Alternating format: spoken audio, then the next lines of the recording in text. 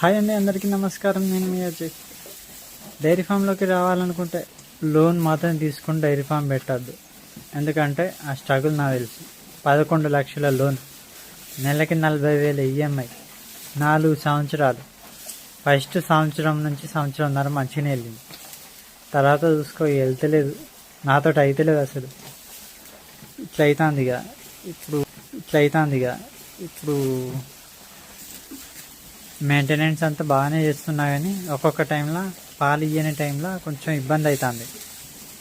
Dairy ఫామ్కు ఈఎంఐకి అంత suit కాదు. ఇది మనం చేసే జాబ్ కాదు, ఫిక్స్డ్ అమౌంట్ రావడానికి. ఒక్కొక్క నెల 10,000 రావచ్చు, 20,000 రావచ్చు.